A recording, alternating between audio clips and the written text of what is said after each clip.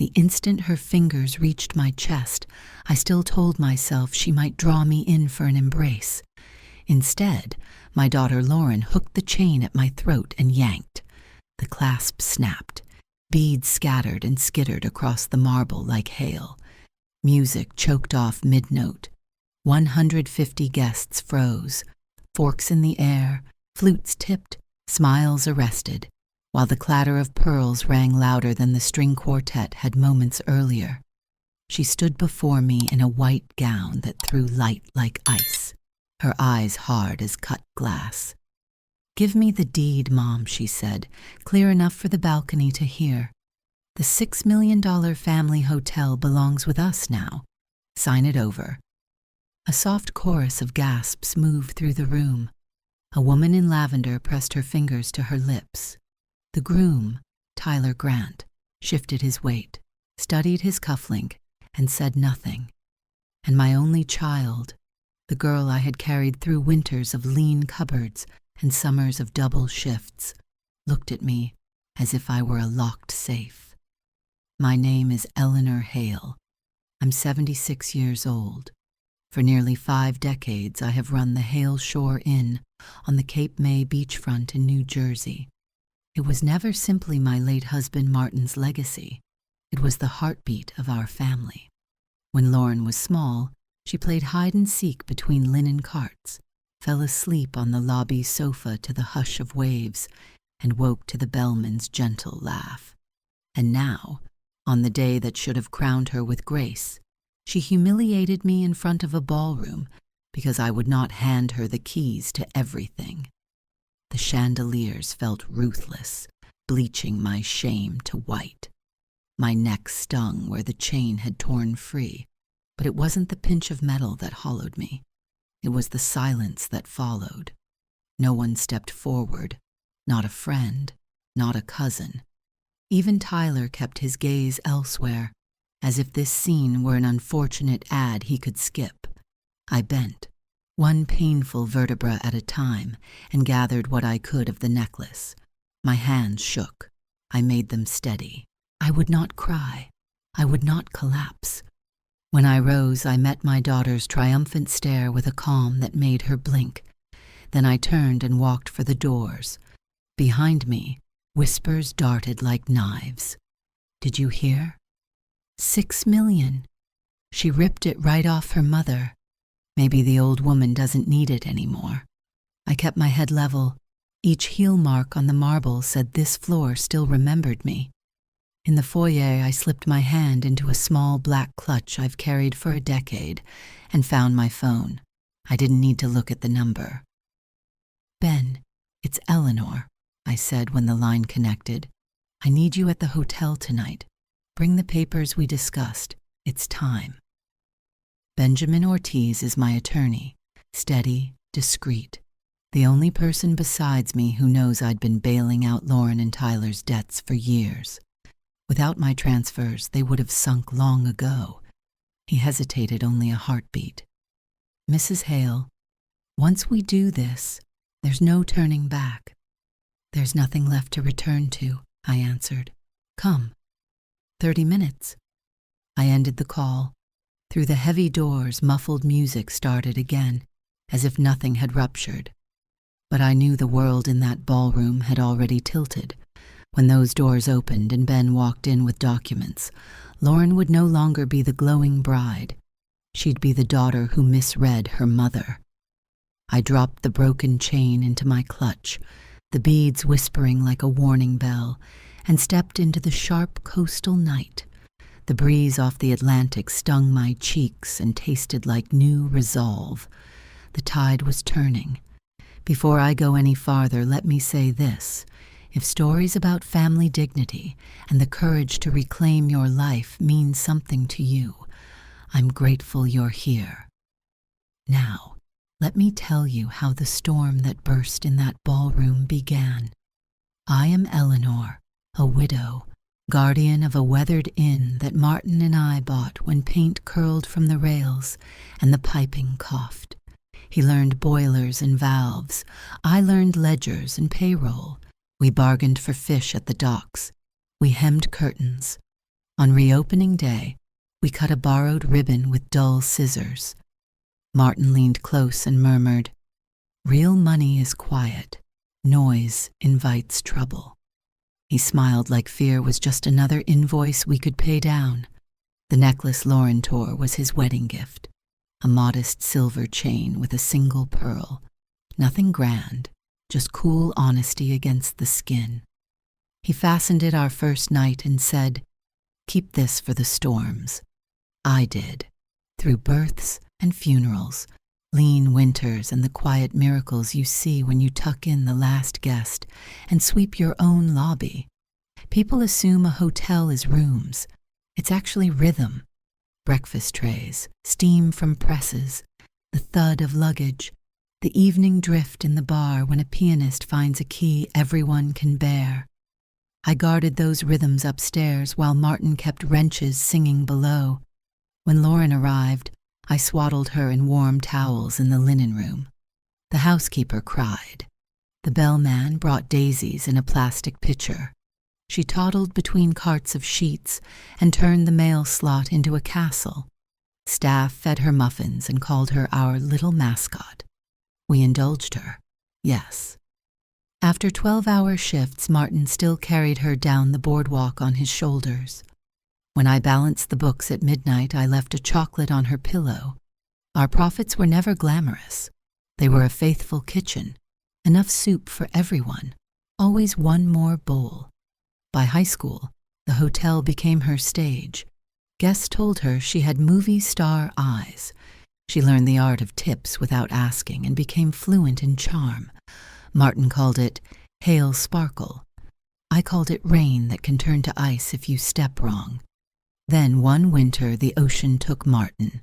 A coronary, the EMT said. Fast but not fast enough. I signed papers with a pen that felt too heavy, slid his ring into my pocket, and unlocked the front doors before dawn because someone had to.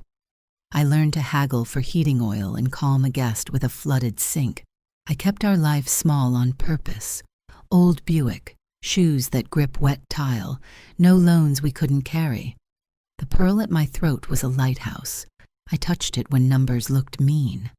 Lauren grew into a woman with appetites wider than our sidewalk. She loved the sound of brand, expansion, the way acquaintances leaned in when she said 6 million. She forgot that numbers aren't stories. She looked at the inn and saw a vault. I looked at it and saw the years we traded for keys. If she called it a gold mine, I wouldn't argue, but I hold the shovel, the map, and the blistered hands that found it.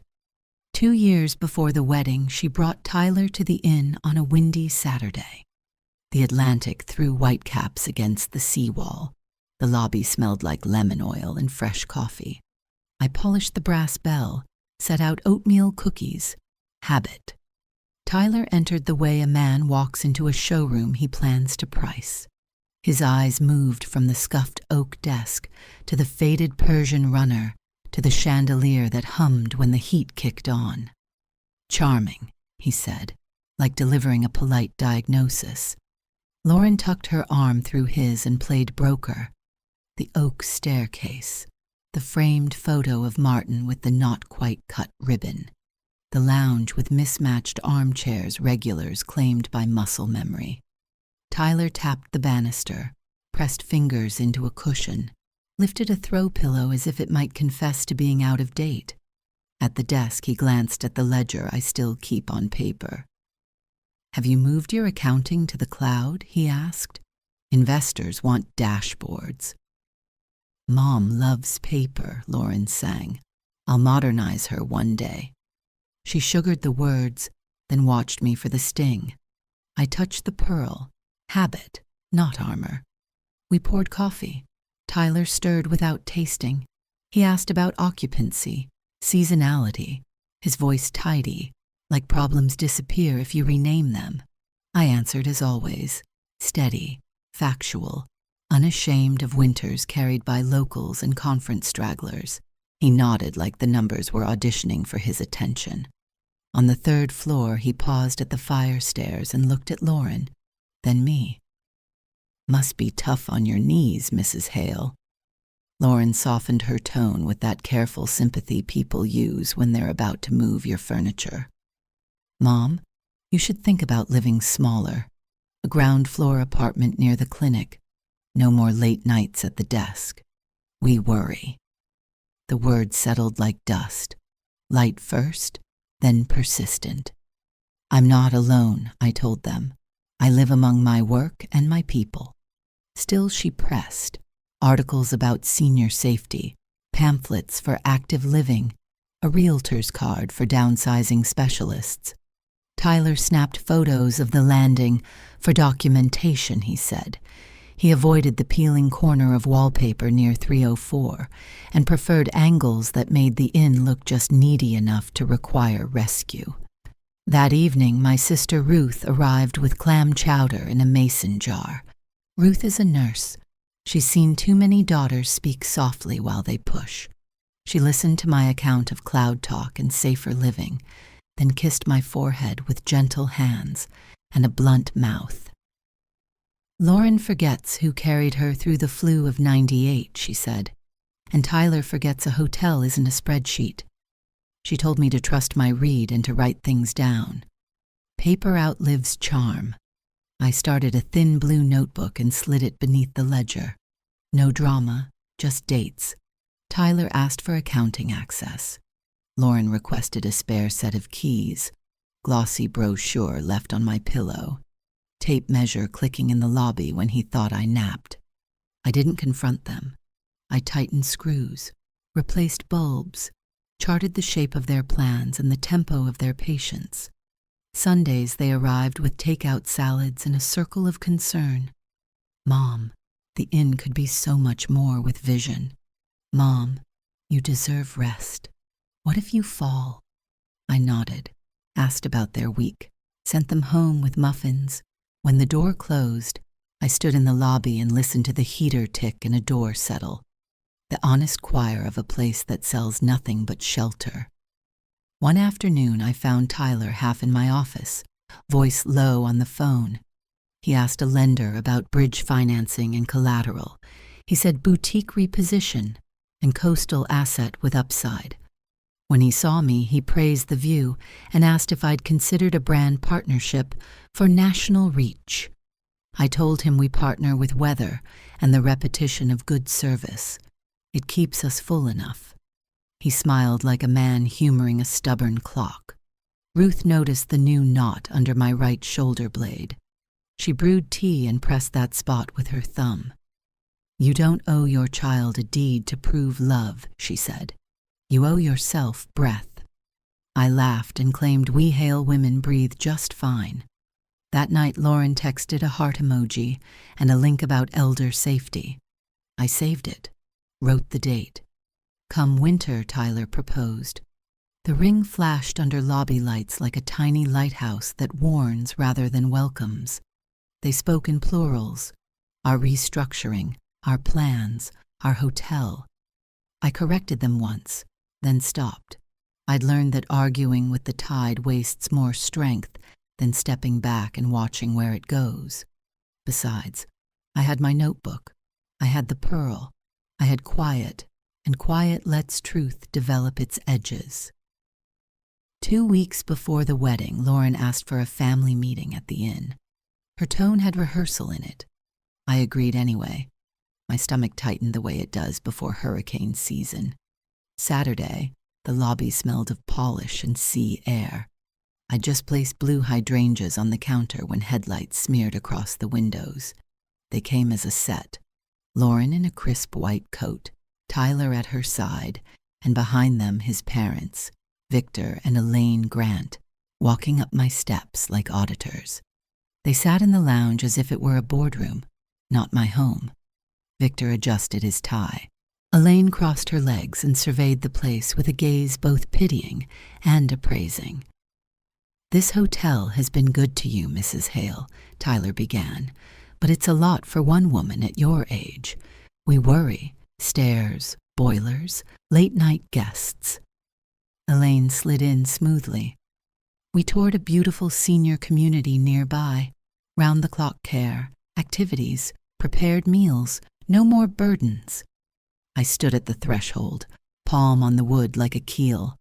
I wanted to shout, but silence had more gravity. Lauren leaned forward, her voice dipped in honey. "Mom, it's not just safety. We've struggled to find a home to start our life. Since the inn is so valuable, it makes sense to transition you somewhere comfortable. Put the deed in our names and you'll never have to worry again." The logic wasn't what stung, it was the performance.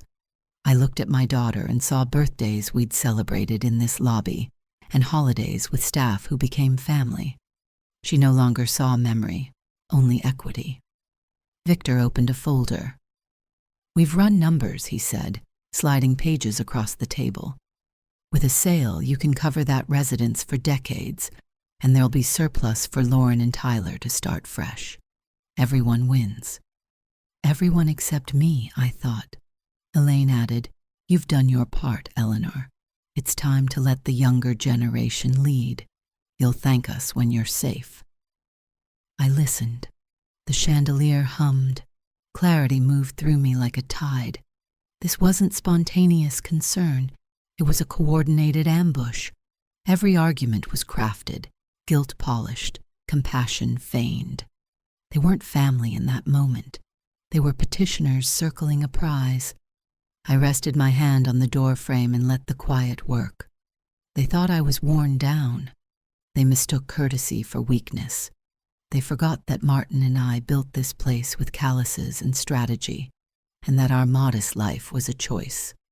Lauren read my silence as hesitation and reached for my hand. "Please, Mom, don't make this harder than it has to be." Her touch felt like a customer pressing for a refund. I withdrew, lifted my chin, and said nothing. The quiet unnerved them. Tyler shifted. Elaine pursed her mouth. Only Victor kept his salesman's equanimity, snapping his folder shut. "Thank you for coming," I said at last. Voice even, the tone you use with guests you won't be inviting back. "I'll think about it." They left with tidy goodbyes, but I caught frustration flicker in Lauren's eyes. I stood in the doorway and watched them descend my steps like inspectors leaving a site. I slid the bolt, leaned against the oak, and let the burn in my chest settle into resolve. They wanted me out. They had misread me entirely. I walked to the office, opened the bottom drawer, and took out my phone. "Ben," I said when he answered, "prepare everything we discussed. Titles, transfers, protections. Keep them ready." "Are you certain?" he asked. I looked at Martin's photograph. Steady smile, unshaken eyes. "I'm certain," I said. "Not yet, but soon. Be ready." I unclasped what remained of my necklace and laid it beside Martin's photo. The pearl caught the desk lamp like a lighthouse on a storm coast. My daughter had tried to turn love into leverage, forgetting Martin's old line, "Real money is quiet, and quiet money carries the sharpest power." I wrote a line in my notebook. Family meeting, grants present, proposal, move to residence, ask, deed. Then I closed the book. You know the rest of that night. You saw the ballroom. You heard the request dressed up as a toast. You watched the necklace tear. You watched me leave. Out in the parking lot, I sat in my old Buick, engine off, dashboard clock loud as a metronome. I took out the envelope I always carry, receipts and wires, the quiet trail of a mother patching holes. $3,000 to clear a hidden card balance. $5,000 to Tyler for a consulting bridge that collapsed within months. Months of rent when Lauren declared her job beneath her. Tuition for a certificate she never finished. Shopping sprees renamed networking investments. Each time I said, better me than a loan shark, better me than foreclosure, better me than shame. But the truth pressed in. Every dollar I sent was a brick in her palace of entitlement. Tonight's spectacle wasn't sudden. It was a harvest I helped plant. The clock slid to the half hour. My phone buzzed. Ben. On my way. 10 minutes. I put the broken pearl in my fist and whispered, "No more." 10 minutes later, headlights swept the lot and slowed. Another set of lights pulled beside them. The passenger door of my car opened and Ruth slid in, cardigan tight against the wind. She touched my neck. "You're bleeding a little," she said, clinical and tender. "People are already talking." "She's my daughter," I said. Ruth let the words settle like wet rope. Across the lot, laughter rose brittle. I placed the broken necklace in my palm. The pearl winked like a stubborn star. "She worries about losing face," I said, surprised at the sentence's steel. "I worry about losing myself." "That's the line," Ruth breathed. "And it's true." She squeezed my hand. "Sometimes the kindest thing is to stop making it easy." Then, practical as a nurse on rounds. "Photos of your neck, timestamps. Keep every message. Paper remembers longer than people." Headlights turned into our row.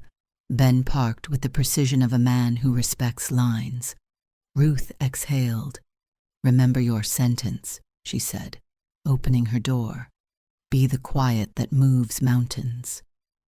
I breathed once, tasted salt and resolve, and stepped out to meet the lights. Ben's headlights swept across the asphalt and landed on my Buick. He parked with precision, stepped out, and the familiar squeak of his door carried more comfort than I expected. My attorney, my ally, the one man who had seen me at my weakest and strongest, carried a leather case that seemed heavier than its size allowed. He tapped the glass. I lowered the window. "Mrs. Hale," he said softly, then corrected himself with a faint smile. "Eleanor, are you ready?" I opened the door and stepped into the chill. Ruth stood just behind me, arms folded tight. Ben straightened his tie, though he didn't need to. His very presence smelled of ink and procedure. He set the briefcase on the hood, clicked it open, and inside lay folders stacked like bricks in a wall. "I've prepared everything," he said. He drew the first document. "Notice of cancellation for your daughter's lease guarantee, effective tonight." For years my signature had been her lifeline, underwriting her comfort invisibly. Tonight it would be her undoing. He handed me the pen. My hand trembled, then steadied. I signed. The curl of my E closed like a gate. The next folder, automatic transfers. All monthly deposits into their accounts. Rent, credit cards, discretionary, will cease. Standing orders erased. The numbers sat in rows. $4,000 here, $500 there. My quiet rhythm of rescue. It looked so cold on paper. "Kindness isn't wrong," Ben said, reading my eyes. "But boundaries keep kindness from becoming fuel for greed." I signed again, firmer this time. Each stroke felt like stitching a seam. The third folder was thicker. "Revocation of event guarantee," he said, glancing toward the ballroom. "Without your backing, tonight's bill becomes theirs. It'll hit before the cake is cut." Ruth made a sound, something between pity and satisfaction. I swallowed. It wasn't revenge I wanted. It was clarity. Still I signed. Paper rustled crisp against the hood. In that sound I heard power, not the cruel kind that struts, but the quiet kind of documentation. Paper doesn't forget. Paper doesn't bend to tantrums. Paper is justice. I pressed my palm flat on the last folder. Martin's line returned to me. "Money talks loud when it wants attention. Real money is quiet." Ben nodded. "You've honored him tonight." I pulled out the broken necklace. The pearl caught the parking lot's glow. "She tore this from me as if it were nothing." Ben studied it. "It's a good exhibit," he said gently. "But more than that, it's your reminder. What she tried to strip wasn't jewelry. It was dignity." My hands shook, but my eyes didn't. Each page I signed stitched me back together. When the last paper was done, Ben closed the case with a click, like a judge's gavel. "From here on, everything changes. They may rage, but the law will stand. For the first time in years, I felt it too. Not fear, not shame. A line, clear, unyielding. Behind us, the ballroom doors burst open, music and laughter spilling like champagne, then closing again. Ruth touched my arm. Ben returned the briefcase to his car. I stood with the pearl clenched, knowing the tide had turned. We crossed the lot, Ben leading, Ruth trailing, and I in between. My heels tapped deliberate beats on pavement. The doorman's eyes widened when he saw us. He opened the door without a word. Inside, chandeliers blazed. Guests whispered. Phones rose discreetly, hungry for spectacle. At the center of it all, my daughter twirled in her gown, radiant, her triumph unbroken, until she saw me. "You came back," Lauren hissed, voice sharp enough to pierce the hush. "Haven't you embarrassed me enough?" Daniel hovered pale at her side. His parents shifted uneasily. Guests leaned forward, recording. Ben cleared his throat. "Ladies and gentlemen, forgive the interruption. Urgent matters concerning financial guarantees must be addressed." Gasps scattered. Lauren laughed too loud. "He's my mother's meddling lawyer. Ignore him." Ben clicked his case open and held a sheaf high. Effective immediately, Mrs. Hale rescinds all guarantees tied to Lauren Grant and Tyler Grant. Thunder. The DJ cut the music. Silence pressed close. Cameras clicked. Lauren shrieked. "What? She can't. She promised. She's my mother." I stepped forward, voice quiet but clear. "I am your mother, Lauren, not your bank." The words weighed more than shouting ever could. Lauren blinked, stunned, as if she'd only just seen me. Ben unfolded the first notice. "Lease guarantee revoked. Apartment subject to termination unless you secure your own guarantor." Daniel's color drained. Guests whispered. Sympathy in some, satisfaction in others. Lauren lunged for the paper. Ben pulled it back. Additionally, all monthly transfers totaling $48,000 over 3 years are terminated, effective tonight. A gasp rippled.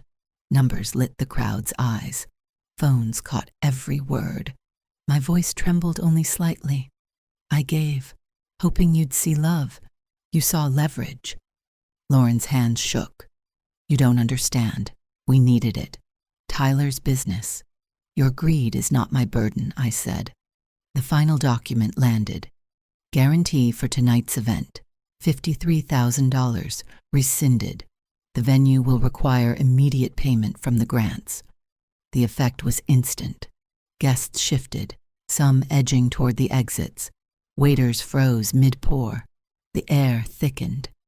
"You're ruining my wedding," Lauren screamed, mascara streaking. "How could you?" I didn't raise my voice. I lifted the broken necklace in my palm. "You ruined it yourself when you tore this from me. You thought you took jewelry. What you ripped was the last thread of respect." Her knees buckled. Daniel grabbed her arm. She collapsed in sobs. Guests whispered louder, phones glowing like lanterns. The story was already leaving the room. "That's enough," I told Ben. He nodded, gathering the papers. I took one step closer, enough for every microphone to catch. "I am your mother, Lauren. But a mother is not a vault. A mother is flesh and spirit. You chose to forget that." The hush deepened. Then I turned. Behind me, chaos erupted. I didn't look back. My heels struck marble like a gavel. Ruth at my side, Ben steady, and in my palm the necklace, scarred, but mine. 3 days later, the echoes of that night had already hardened into consequences. I didn't chase news. It arrived uninvited, through neighbors' whispers, forwarded messages, and the relentless buzz of my phone. That morning, Lauren and Tyler were evicted from their apartment. Their landlord wasted no time once Ben's notice landed. Their belongings, designer clothes, unpaid furniture, wedding gifts, spilled onto the sidewalk in cardboard boxes. A neighbor, unkind but efficient, texted me a photo. My daughter still in her bridal gown, streaked with dirt, shouting at the superintendent while Tyler tried to wave off bystanders with cameras. The picture circled town within hours. The unpaid wedding bills surfaced next. $53,000 owed to the ballroom, $22,000 to the florist, $10,000 to the band. Numbers that had once been invisible under my silent guarantees now stared them down in black ink. I imagined them opening each invoice, the red past due stamp bleeding like a wound. The texts came in waves. First, anger. You humiliated us. You'll regret this. Then bargaining. If you reinstate the transfers, we can fix this before it gets worse. By the second day, pleading crept in. Please, Mom. It was a mistake. I didn't mean to grab your necklace. We can move past this. By the third morning, threats. Daniel says he'll sue you. He'll prove you're not competent. Everyone saw how emotional you were that night. Each message lit my phone. I didn't respond. My silence wasn't cruelty. It was boundary. For the first time in years, I didn't rush to cushion their fall. I let gravity do its work. Still, in the evenings when guilt pressed like a tide, I held the broken necklace. The clasp bent, one pearl scratched from scraping marble. Fragile, almost useless, yet I couldn't put it away. Instead, I carried it to a small jeweler wedged between a bakery and a dry cleaner. The man, silver-haired and gentle, studied it with care. This can be mended, he said, but a line will remain, a faint scar. That's fine, I told him. I don't need it perfect, just whole again. 2 days later, he placed it in a velvet box. The pearls gleamed, but the clasp bore a solder seam, thin yet visible. I ran my thumb over it, feeling the scar like a quiet testimony. That night, I wore it while watering the balcony geraniums. The scar didn't diminish the necklace. It deepened it. It wasn't just Martin fastening it on our wedding night anymore. It was survival stitched back together, scar and all. One gray Tuesday, an envelope slid under my apartment door with a heavy thud. At first, I thought it was another redirected wedding bill, but the corner bore the court seal. My stomach sank and steadied. I knew before opening it. Lauren had filed a petition to have me declared legally incompetent. The pages smelled of toner, words cold and clinical. Respondent Eleanor Hale, 76, widow, subject to erratic emotional behavior and irrational financial decisions. Attached were affidavits from a handful of wedding guests claiming I had caused a scene. They wanted me stripped of agency, placed under guardianship, my inn handed to them by legal decree. I sat at the kitchen table with sunlight pooling on the wood. Panic should have been my first reaction. Instead, calm spread like warm tea. I whispered the words aloud. Let them try. Ben arrived within the hour, as if expecting it. He set his case on my table, flipped it open, and laid the petition beside his own stack of files.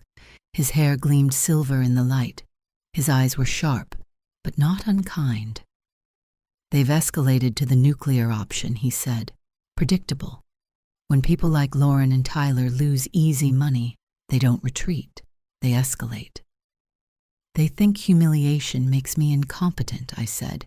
It made me awake. Ben nodded. He drew out receipts, canceled transfers, bank slips. This is a record of 3 years of consistent rational management. No judge will call you unfit. He clicked his laptop. On the screen, the ballroom video, the slap of the necklace, my refusal, 150 gasps.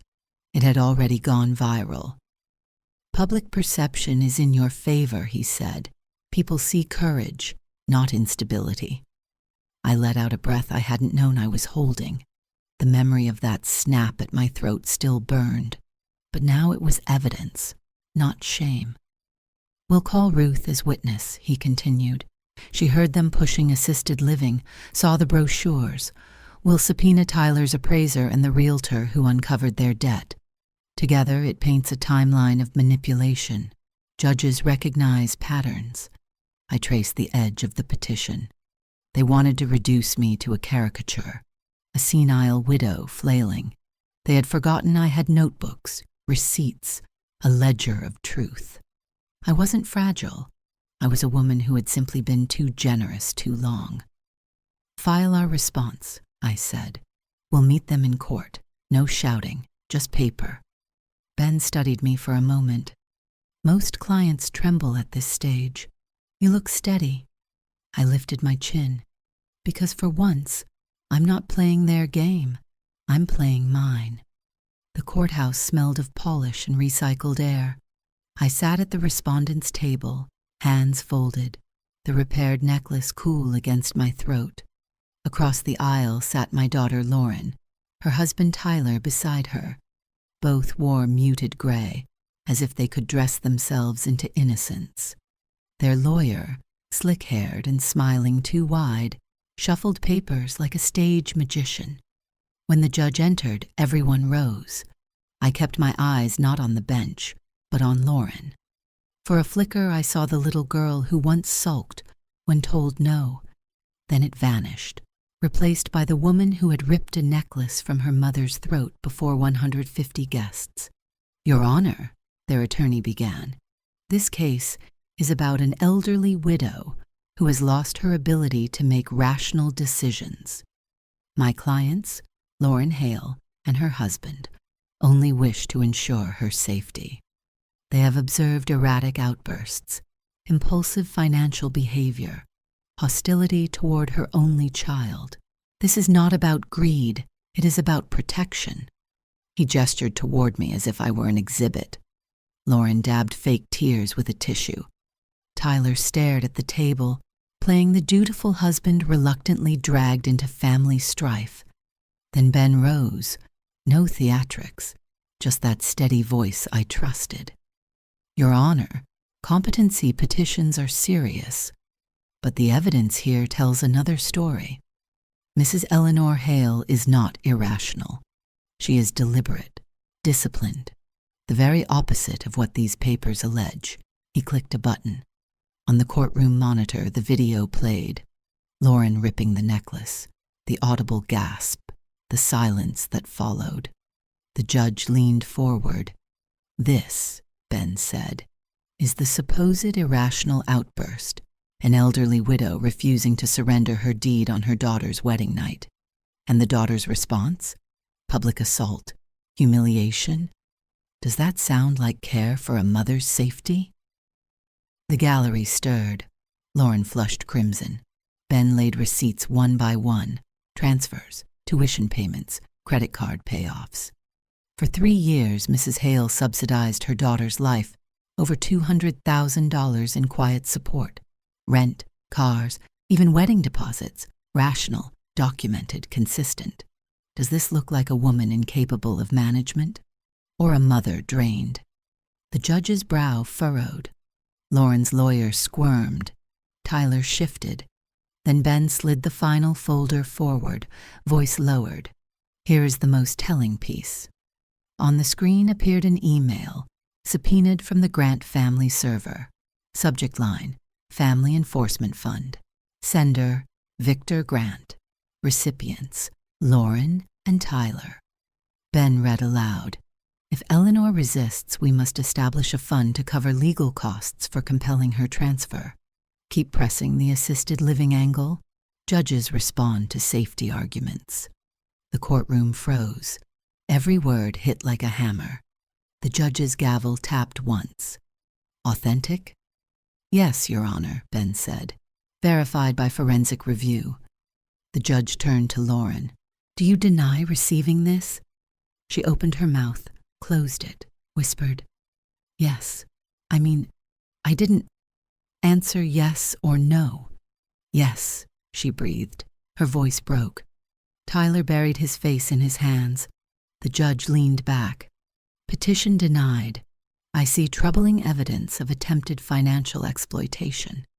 I am referring this file to the district attorney's office for potential elder abuse investigation." Gasps swept the courtroom. Lauren's lawyer sputtered about misunderstandings. The judge silenced him with one look. We stood. I hadn't raised my voice, hadn't begged. Justice had spoken through paper and truth. Outside, sunlight spilled across the marble steps. Lauren stood off to the side, mascara streaked, clutching Tyler's sleeve like a child. He avoided her gaze, shifting as though the stone beneath him burned. She mouthed, "Mom, please." For the first time, I felt no compulsion to soften. I shook my head once, then walked past them, steady. My shoes clicked sharp on marble, punctuation in a sentence no one wanted to read aloud. Inside my chest, no celebration, just hollow space. She was still my daughter, the baby I once carried, the girl Martin let ring the brass bell in the lobby. But she was also the woman who stripped a pearl from my throat. Both truths lived inside her. Both truths lived inside me. That night, the inn felt unusually still. Guests checked in. Lamps glowed. But I noticed little. I sat at my old desk, the necklace beside me, scar faint but visible. On cream stationery, I began a letter. Lauren, my daughter. The courthouse was filled with truths you never wanted revealed. I wrote of love remembered and boundaries now unshakable. I folded it, unsigned, and tucked it beneath Martin's old ledger. Not a letter to mail, just one for time to hold. 2 weeks after court, the Hale Shore Inn no longer felt like a battleground. It felt like a home again. Not because Lauren was gone, but because my sister Ruth moved in. She arrived with 2 suitcases and a grocery bag full of teas, setting them down in the small staff apartment beside mine. "If you don't mind," she said. But we both knew it wasn't a question. For the first time in years, I didn't eat breakfast alone. Ruth fussed over my coffee, always too weak for her taste, and insisted on scrambling the eggs. We argued in that gentle way siblings do, half scold, half smile. When she caught me staring too long at the solder mark on my necklace, she shook her head. "It's not a wound, Eleanor," she said.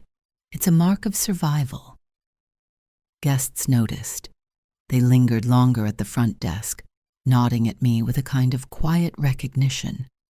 Not just as a manager or widow, but as a woman who had walked back into a ballroom with her dignity intact. One afternoon, while arranging flowers in the lobby, I heard a familiar voice. Mr. Harris, a long-time guest, stood at the desk in a navy blazer. For 30 summers, he and his wife had stayed here. She had passed 2 years earlier, yet he returned like the tide. He placed a single red rose on the counter. His voice trembled. "Mrs. Hale, I watched the news, heard the whispers. You did what I never could." I blinked. "What do you mean?" "My son bled me dry. Loans, guarantees, excuses. I never found the courage to say no. He's gone now, and so is most of what I had. You stood up, in front of everyone." His throat caught. I touched the rose's cool stem. "We all carry our stories," I said. "Sometimes the bravest thing isn't saying no. Sometimes it's surviving after." His eyes watered, but he smiled, small and grateful. "You reminded me dignity can outlive regret." That moment planted something. That fall, I founded the Eleanor Hale Foundation, a modest office downtown, 1 lawyer, a borrowed desk, and a mission: protect older women from being coerced out of their homes or assets. What began with 1 phone and Ruth's thermos of coffee grew. Volunteers joined, financial advisors, counselors, a hand-painted sign over the door. I never wanted my name on it, but people insisted. We took case after case. A widow named Mrs. Martinez, 71, pressured by her son to sign over her duplex for her safety. We set up a trust. She kept her home. Later, she wrote, "You gave me back more than a roof. You gave me back my spine." Another Mrs. Green, 68, discovered her daughter-in-law forging checks. We presented evidence in court. The judge ruled in her favor. "I thought nobody would believe me," she said. I put my arm around her. "We are not invisible." Even Mr. Harris became a donor. He confessed that his wife's family farm had been sold under pressure years ago. At least now someone else will be spared. His gift funded free consultations for 20 families that year. Sometimes late at night, I'd sit in the office, tea cooling, photos of the people we'd helped pin to the bulletin board. Each face looked stronger, more upright than when they first walked in. Quiet victories, ledger lines of justice. As for Lauren, she appeared only once the next year, eyes swollen, asking for another chance. "The door isn't locked," I told her, "but you have to walk in with respect." She never crossed. Still, sometimes at night when guilt pressed in, I touched the scarred chain. Both truths lived in me.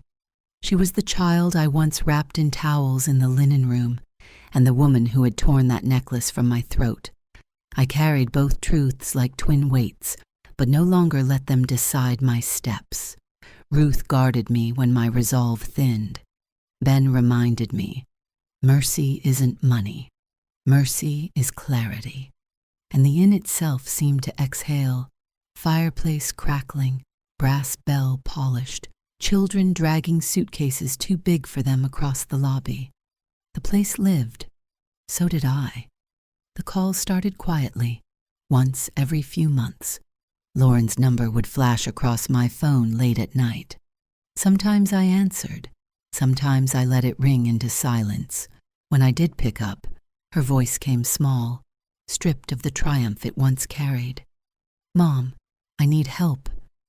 Not shouted demands anymore, just the worn-out plea of a woman who had gambled and lost. Tyler was gone by then, slipped off to another coast, chasing a new scheme. Divorce papers followed. She was left with debts and bruised pride. "I can't pay rent," she whispered once. "They'll put me out." I listened.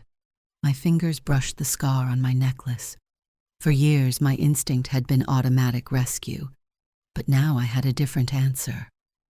"Lauren, I'll pray for your strength, but I can't finance your choices anymore." Silence on the line, then, "So you're just going to let me drown?" "I'm letting you swim," I said softly. "You'll find your own stroke when you must." And I hung up before guilt could tangle me. I didn't harden my heart completely. On Christmas, I mailed her a card with a note inside. "The door is open, if you come with respect. No check, no guarantee, just words." She never came that winter, but in spring a letter arrived, handwritten, shaky. "Mom, I don't expect you to forgive me, but I see now what I did. I was blind with greed.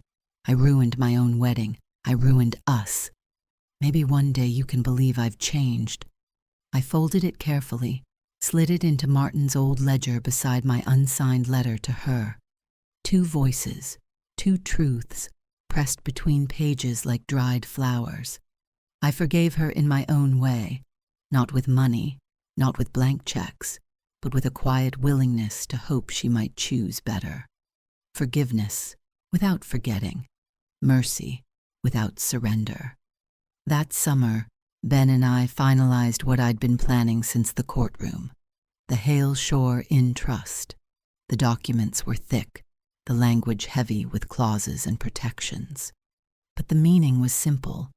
The inn could never be sold, seized, or siphoned away. It would remain in trust for community use, profits directed toward scholarships for local girls, and grants for widows starting over. When I signed the last page, Ben leaned back. "This inn will outlive all of us now. Safe from predators, safe from smooth talkers, safe from another Lauren." I looked around the lobby, the brass bell, the oak desk, the old runner rug. Safe, I repeated, tasting the word like a sip of strong tea. On the anniversary of Martin's passing, Ruth and I brewed chowder and sat by the lobby fire. A family checked in, 2 children chasing each other up the stairs, their laughter bouncing off the walls. Ruth nudged me.